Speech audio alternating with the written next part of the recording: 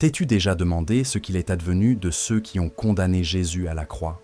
Non, l'histoire ne s'est pas arrêtée au calvaire. Le ciel a répondu, et la vengeance divine est tombée sur ceux qui ont osé toucher à l'ointe du Seigneur. Pilate, Annas, Caïphe, le centurion romain, tous ont été marqués à jamais, et tous ont récolté les conséquences spirituelles de leurs actes. Ce que tu vas découvrir dans cette vidéo, c'est ce que peu de gens osent encore révéler. La crucifixion de Jésus a déclenché une série d'événements tragiques, prophétiques et inévitables. Ici, on ne parle pas de légendes ou de symboles. On parle de faits historiques, soutenus par des révélations bibliques, des découvertes archéologiques et des vérités spirituelles qui ont traversé les siècles. Si tu penses que la corruption religieuse, la manipulation politique ou la trahison des justes sont des choses modernes, détrompe-toi. Tout cela était déjà à l'œuvre, dans le cœur même du temple de Jérusalem. Et maintenant, un message crucial. La majorité des personnes qui regardent nos vidéos ne sont pas encore abonnées à cette chaîne. Si toi aussi, tu crois que ces vérités doivent être connues, partagées, méditées, alors clique tout de suite sur s'abonner et active les notifications. C'est ensemble que nous allons dévoiler ce que l'histoire a voulu étouffer, ce que le monde a voulu oublier et ce que Dieu a préservé pour ceux qui veillent. Reste bien jusqu'à la fin, car tu vas comprendre comment l'Empire a tremblé, comment les prêtres sont tombés, et comment même un soldat païen s'est écrit « Celui-ci était vraiment le Fils de Dieu ». Cette vidéo pourrait bien bouleverser ta foi et transformer ton regard sur la croix. Il faut imaginer, mon ami, une terre brûlante d'attente messianique, oppressée par le joug du pouvoir du Sinédrio et écrasée par l'ombre du Empire romain. La Judée du 1er siècle n'était pas un simple territoire sous occupation. C'était une poudrière spirituelle, un champ de bataille spirituel, où l'identité religieuse du peuple élu se frottait au pragmatisme brutal de le temple de Jérusalem, centre de prière, de sacrifice et de rassemblement, devenait aussi un lieu de conflit d'intérêts, où la corruption religieuse se mêlait aux jeux politiques. Là, les grandes figures comme Annas et Caïphas manœuvraient, non pour glorifier Dieu, mais pour maintenir leur contrôle sur les fous et leurs privilèges au sein du régime. Le peuple hébreu, accablé d'impôts, désorienté spirituellement, rêvait d'un libérateur. C'est dans cette atmosphère de tension étouffante qu'intervient Jésus, menaçant les équilibres fragiles entre la collaboration religieuse et l'império romain. En proclamant des vérités puissantes, en dénonçant l'hypocrisie, il ébranlait non seulement les dogmes, mais aussi les structures de pouvoir. Ce que l'on nomme aujourd'hui la crucifixion de Jésus n'a pas commencé à Golgotha, mais bien plus tôt, dans le cœur de ceux que la vérité dérangeait. Les révélations bibliques ne sont jamais neutres. Elles exposent, elles dérangent, elles divisent. Chaque mot prononcé par Jésus dans les synagogues, chaque miracle accompli dans les rues de Jérusalem, renforçait le malaise.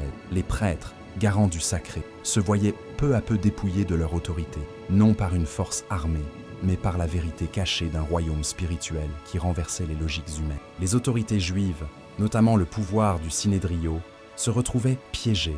Comment arrêter un homme sans tomber sous le regard accusateur du peuple? La solution leur vint à travers la trahison de Judas, l'un des siens, et ce fut le déclencheur d'une série de conséquences spirituelles irréversibles. On ne peut pas comprendre l'ampleur de la mort de Jésus sans saisir ce décor brûlant.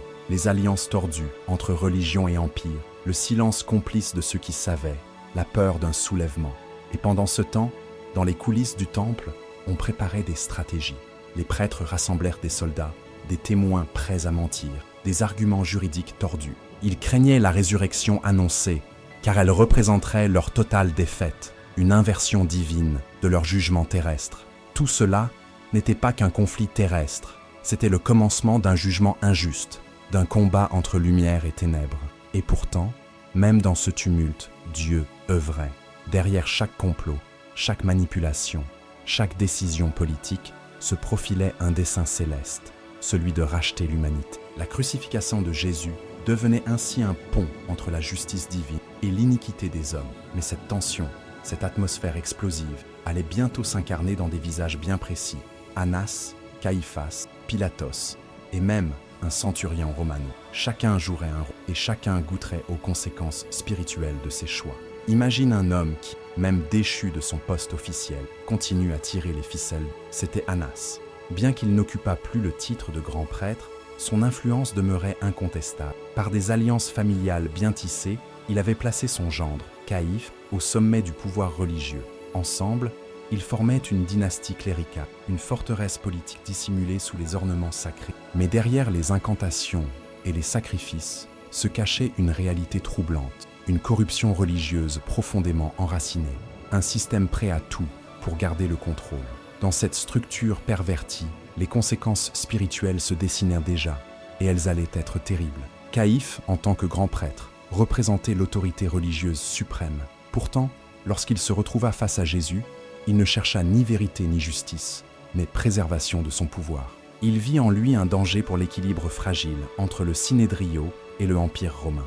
Alors, il n'hésita pas, il complota, il manipula, et surtout, il convainquit. Il dressa un jugement injuste, alignant des témoins mensongers, orchestrant une mascarade juridique maquillée de piété. La peur d'un soulèvement messianique le poussa à croire que la mort de Jésus serait un mal nécessaire pour sauver la nation. Ironiquement, il scella ainsi sa propre chute. Il est troublant de voir comment ceux censés protéger le sacré sont devenus les premiers à le trahir. Ce pouvoir du Sinédrio, perverti par l'orgueil, préférera le mensonge au miracle, l'alliance avec Pilatos à la repentance. Annas n'était pas qu'un homme influent, il était le symbole d'un système spirituellement malade, rongé par l'ambition. Leur peur de la résurrection, prophétisée clairement par Jésus, Matthieu 27, 63, les poussa jusqu'au suborno do soldado. Ils tentèrent d'acheter le silence, d'effacer la vérité. Mais la vérité cachée finit toujours par surgir, souvent accompagnée d'une vengeance divine. Pourtant, réfléchis bien. Combien d'entre nous n'agissent-ils pas parfois comme Caïphe, en préférant notre zone de confort à la volonté de Dieu, en étouffant la voix du ciel au nom de nos ambitions personnelles? C'est là que ce récit devient plus qu'historique. Il devient miroir. La tradition chrétienne ne retient pas seulement leur nom pour les condamner, mais pour nous avertir. Ces hommes ont déclenché une des plus puissantes batailles spirituelles de tous les temps, pensant défendre Dieu alors qu'ils le rejetaient. Et ainsi, dans le tumulte de ces décisions tragiques, le chemin vers le jugement de Jésus se précisait. Ce n'était plus une simple affaire religieuse, mais une guerre déclarée contre le Messie lui-même. Et à la croisée de cette trame spirituelle, un autre personnage prenait place, Pilatos, l'homme de pouvoir, le politicien partagé entre conscience et compromis. Ce fut une nuit d'ombre, où la vérité fut vendue au prix du silence, et la justice enterrée sous les rituels sacrés. Le jugement injuste de Jésus fut un théâtre macabre, dirigé par ceux qui, ironiquement, portèrent les habits du sacré. Dans le secret du Sinédrio, le plan était clair. Éliminer celui qui perturbait le système, celui qui révélait la vérité cachée que personne n'osait affronter. Pour cela, il fallait hâter le procès, manipuler les lois religieuses et surtout trouver des témoins menteurs qui déposeraient contre celui qui n'avait jamais péché. Et tout cela au nom de Dieu. Quel paradoxe! Le procès fut précipité. Selon la loi juive, les jugements nocturnes étaient interdits, mais cela n'empêcha pas Annas et Caïphe d'enfreindre les règles qu'ils étaient censés défendre. Ils se servèrent de la trahison de Judas, déjà consommée pour 30 pièces d'argent, comme catalyseur de leur projet. Dans cette salle silencieuse, ils interrogeaient Jésus, non pas pour comprendre, mais pour accuser. Et lorsqu'ils ne trouvèrent aucune faute réelle, ils se saisirent de ses paroles sur la résurrection et la reconstruction du temple en 3 jours, Jean 2, 19, pour le condamner. Non pour un crime, mais pour une prophétie qu'ils ne pouvaient tolérer. Mais pourquoi tant de précipitation, tant de haine? Parce que la lumière dérange les ténèbres. Jésus représentait un danger, non par la force, mais par la vérité spirituelle. Sa présence menaçait l'ordre établi, le compromis entre les chefs religieux et le Empire romain. Alors, on mit en place le suborno do soldados, on inventa des accusations, on cria au blasphème. Le pouvoir du Sinédrio agissait non pas par conviction, mais par peur. Et derrière ce procès inique se tramait une réalité plus grande encore, une bataille spirituelle entre le ciel et la terre, dont les acteurs humains n'étaient que les instruments visibles. Ce moment tragique soulève une question cruciale pour nous aujourd'hui. Combien de fois tolérons-nous l'injustice autour de nous, simplement parce qu'elle nous arrange? Sommes-nous parfois les témoins silencieux de jugements injustes dans notre travail, notre famille, nos églises? Le récit du procès de Jésus est une révélation biblique permanente. Il expose les mécanismes du mensonge, les silences complices et les masques de la religion sans fou. Et il nous appelle à un réveil spirituel, à une vigilance contre les séductions du pouvoir et les apparences de sainteté. Mais malgré tous les efforts pour écraser la vérité cachée, celle-ci poursuivait son cours, car ce n'est pas dans la salle du Sinédrio que la décision finale serait prise. Le sort de Jésus allait désormais être placé entre les mains d'un autre homme, un gouverneur romain, pris entre le marteau politique et l'enclume de sa conscience. Pilatos, celui qui aurait pu changer le cours de l'histoire, mais qui choisit de laver ses mains. Pilatos, préfet de Judée, était un homme rompu aux tensions politiques, mais rien ne l'avait préparé à ce face-à-face avec la vérité incarnée. Quand Jésus fut amené devant lui, il comprit rapidement que l'affaire dépassait les simples enjeux. Il ne voyait en cet homme aucune faute, aucune rébellion, aucun crime contre Rome. Pourtant, il se retrouvait pris au piège entre deux forces. D'un côté, le tumulte d'un peuple assoiffé de sang, manipulé par les chefs du Sinédrio. De l'autre, sa propre conscience, qui lui murmurait que cet homme était innocent. C'est là que commence sa véritable épreuve, non politique, mais spirituelle. Dans ce moment d'hésitation, Pilate tenta de fuir la responsabilité. Il proposa de relâcher Jésus selon la coutume de la Pâque, mais le peuple, influencé par Caïphe et Annas, réclama la libération de Barabbas. Il fit fouetter Jésus, espérant ainsi apaiser la foule, mais cela ne suffisait pas. La pression montait, les accusations de trahison envers César se faisaient entendre, et l'homme fort de Rome fléchit. Il se lava les mains devant tout, proclamant son innocence. Mais qui peut vraiment se laver l'âme d'un jugement injuste? La crucifixion de Jésus, qui l'autorisa, resta gravée à jamais sur sa conscience. Les conséquences spirituelles de ce choix furent terribles. Selon certaines traditions chrétiennes, Pilatos fut rappelé à Rome pour ses erreurs politiques et tomba en disgrâce. Il y a des récits qui évoquent sa chute, voire son suicide, rongé par la culpabilité. Ce n'est pas un hasard si des générations entières de croyants ont vu en lui l'image de l'homme qui sait ce qui est juste, mais choisit le compromis. Il incarne ce moment terrible où l'on cède à la pression, même quand on connaît la vérité. Et cette image devrait nous hanter. Combien de fois lavons-nous nos mains face au mal, en espérant que Dieu fermera les yeux sur notre lâcheté? Dans nos vies quotidiennes, nous croisons des Pilatos, des parents, des chefs, des pasteurs, des dirigeants qui voient l'injustice, mais choisissent le silence, par peur, par intérêt, par confort. Ce récit nous appelle à l'examen de conscience. Que faisons-nous quand la vérité dérange? Lorsque Jésus se tient, une fois encore, devant notre cœur, accusé par nos routines, nos compromis, nos renoncements, quelle sentence prononçons-nous? Lavons-nous encore nos mains, ou choisissons-nous de le défendre, même si cela coûte cher? Et tandis que Pilatos scellait son sort en livrant Jésus au bourreau, un homme, lui, se tenait au pied de la croix. Ce n'était ni prêtre, ni disciple, c'était un soldat, un centurion romano. Et ce que ses yeux allaient en voir bouleverserait non seulement sa vie, mais l'histoire de la foi. Il était là, debout, casque de fer sur la tête, main sur l'épée, témoin de la crucifixion de Jésus. Ce centurion romano, un soldat de l'Empire habitué à la brutalité, pensait sans doute assister à une exécution de plus. Mais ce jour-là, quelque chose de céleste allait fissurer son âme endurcie. Ce n'était pas seulement la violence de la scène qui le troublait, mais les événements surnaturels qui l'accompagnaient, le ciel s'obscurcissant en plein jour, la terre tremblant sous ses pieds, et surtout ce silence saint au milieu des cris. Il regarda cet homme crucifié, Jésus, et fut saisi par une révélation qui allait bouleverser sa vie. Vraiment, cet homme était le Fils de Dieu. Matthieu 27, 54. Dans cet aveu, on entend un cri d'âme, une conversion spirituelle fulgurante. Ce n'était pas un théologien, ni un disciple formé par les Écritures. C'était un homme de guerre, de sang, de pouvoir. Et pourtant, face à Jésus, il fut désarmé. Il devint, selon la tradition chrétienne, Saint Longuigno, un converti, un témoin silencieux, devenu héros de la foi. Son expérience nous rappelle que la vérité cachée ne dépend pas de notre rang, mais de notre cœur. Ce que Pilatos, Annas et Caïphas n'ont pas vu malgré leur savoir, ce soldat le vit à travers la bataille spirituelle qui se jouait au pied de la croix. Et toi, mon ami, n'as-tu jamais ressenti cela? Un moment, une phrase, une situation qui déchire l'armure que tu t'es construite et t'oblige à reconnaître que Dieu te parle, là, au milieu du chaos. Le centurion romano ne comprenait peut-être pas les prophéties, mais il sentit dans son être que cette mort de Jésus n'était pas un simple supplice, c'était une offrande divine. Il perçut, sans l'analyser, les conséquences spirituelles de ce sacrifice. Un tremblement dans les cieux, une faille dans l'histoire, une lumière perçant les ténèbres du monde. Ce cri du centurion, c'est aussi un appel lancé à chacun d'entre nous. Sommes-nous capables de reconnaître Jésus dans nos moments de tempête? Voyons-nous en lui plus qu'un personnage biblique, mais bien le Messie vivant? Car le message de la croix est aussi pour ceux qui se tiennent en marge, ceux qui ont péché, ceux que le monde a endurcis. Et c'est justement pour eux, pour nous, que Jésus a pris cette croix. La résurrection, qui suivra, confirmera que ce centurion ne s'était pas trompé. Ce n'était pas une intuition, c'était une révélation biblique, un éclair de vérité divine. Mais pendant que ce soldat s'éveillait à la lumière, d'autres, pourtant hommes de Dieu, restaient dans l'ombre. Les pouvoirs religieux qui avaient condamné Jésus poursuivaient leur mission destructrice, et leur jour de paix était compté, car l'heure du jugement et de la vengeance divine approchait. Et ce furent justement Annas et Caïphe qui allaient goûter les fruits amers de leur trahison.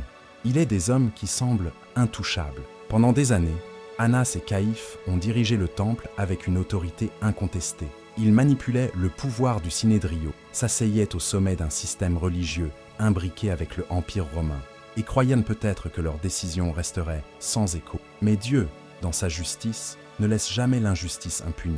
Ceux qui ont orchestré la crucifixion de Jésus, ceux qui ont menti, manipulé et persécuté les justes, allaient bientôt connaître le poids terrible des conséquences spirituelles. Ce n'était plus une simple affaire humaine, le ciel s'en mêlait. Annas, le patriarche de cette dynastie sacerdotale, fut l'un des premiers à tomber. Lors de la grande destruction de Jérusalem en 70 après J.C., les Romains rasèrent le temple, symbole de toute l'autorité religieuse juive. Ce fut aussi l'aboutissement d'un jugement divin sur une génération qui avait rejeté le Messie. Annas aurait été tué durant cette révolte sanglante. Ironie du sort, celui qui pensait éteindre le feu du Nazaréen vit sa ville brûler sous le courroux de Rome. Et dans cette ruine, le destin des ennemis du Christ se scellait sous les cendres. Quant à Caïphe, l'histoire a été plus discrète, mais non moins symbolique.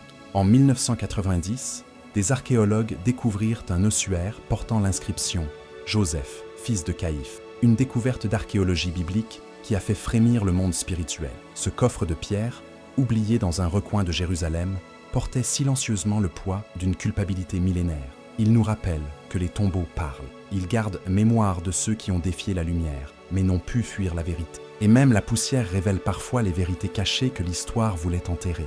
Ces chutes ne sont pas des hasards, elles sont des avertissements. Jésus l'avait annoncé. Le Fils de l'homme sera assis à la droite de la puissance de Dieu et viendra sur les nuées du ciel. Matthieu 26, 60. Ils l'ont frappé, moqué, livré, mais il reviendra. Et chaque action, chaque trahison, chaque suborno des soldats ne sera pas oublié. C'est une révélation biblique claire. Tout ce qui est fait dans l'ombre sera un jour exposé à la lumière. Et ceux qui ont persécuté les justes recevront leur lot dans le jugement final. Mais attention, ce n'est pas juste leur histoire. Nous aussi, si nous résistons à l'appel de Dieu, si nous préférons les traditions mortes à une foi vivante, risquons le même sort spirituel. Il ne s'agit pas de peur, mais de conscience. C'est l'heure de choisir son camp, non par des mots, mais par des actes. Et justement, à cette époque de chaos, alors que les pierres du temple tombaient, une nouvelle persécution surgissait, celle contre les disciples du Nazaréen. Une haine religieuse nourrie de culpabilité et de peur allait maintenant viser ceux qui portaient le nom de Jésus. La vérité, quand elle dérange, devient dangereuse pour ceux qui vivent dans le mensonge.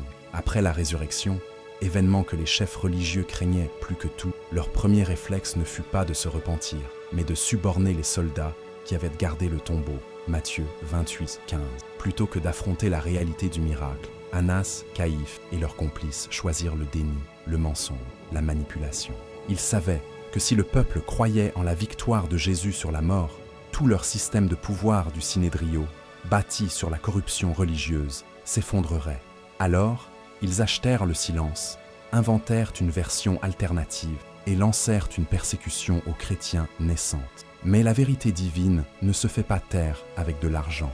Elle brûle, elle poursuit, elle expose. Et c'est ce qu'ont vécu les premiers disciples. Très vite, ceux qui proclamaient la résurrection furent arrêtés, battus, emprisonnés. Pierre et Jean furent capturés, interrogés, mais restèrent fermes. Acte 4. Étienne, rempli de foi, fut le premier martyr, lapidé sous les regards satisfaits du clergé. Ces persécutions n'étaient pas que politiques. Elles étaient l'expression d'une bataille spirituelle lancée contre la lutte. Les prêtres, coupables de la mort de Jésus, voulaient faire taire ceux qui portaient sa vie. Et dans cette folie, leur destin d'ennemi du Christ s'accentuait. On pourrait penser que ce fut une défaite pour l'Église, mais ce fut une explosion. Plus ils étaient frappés, plus les croyants se multipliaient. Le sang des martyrs devint semence de foi. Le centurion Romano, San Longuinho, les disciples, les femmes, les anonymes, tous portèrent désormais cette vérité cachée comme un feu sacré. Ce feu, Aucune autorité religieuse ni puissance impériale ne pouvait l'éteindre, car la résurrection n'est pas une idée, c'est une puissance qui transforme les cœurs. Et ce que Annas et Caïphas ne comprenaient pas, c'est que tuer le corps ne tue pas le message. Au contraire, cela le propage. Et aujourd'hui, sommes-nous prêts à payer ce prix de la vérité?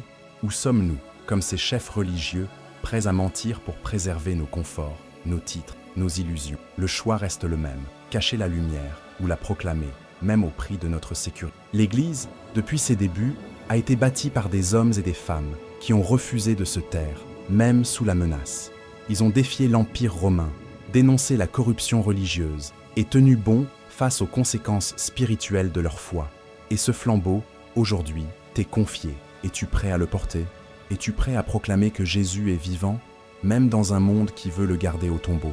Si oui, sache que tu fais partie de cette lignée invisible, cette armée silencieuse qui avance avec courage vers le jugement final, non avec peur, mais avec foi, car le même Dieu qui a ressuscité Jésus te ressuscitera aussi. Mais avant cela, il te faut tenir ferme, car la vérité coûte cher, mais elle libère. Et toi, que ferais-tu si tu avais été à la place de Pilate, ou de Caïphe, ou même de ce centurion qui a tout vu? Penses-tu que tu aurais reconnu Jésus comme le Fils de Dieu, ou aurais-tu choisi le silence, la peur, la foule? Dis-moi en commentaire, lequel de ces personnages te touche le plus et pourquoi? Si cette vidéo t'a interpellé, ne pars pas sans t'abonner à cette chaîne. Clique sur s'abonner et active la cloche, car de nombreuses autres révélations t'attendent. Et surtout, partage cette vidéo avec quelqu'un qui a besoin de comprendre que Dieu juge, mais aussi qu'il sauve. Et maintenant, regarde la vidéo qui s'affiche à l'écran. Elle va encore plus loin dans les vérités bibliques oubliées. Tu ne peux pas passer à côté. On se retrouve très bientôt. Que la lumière de Dieu t'éclaire et te garde entre ciel et terre.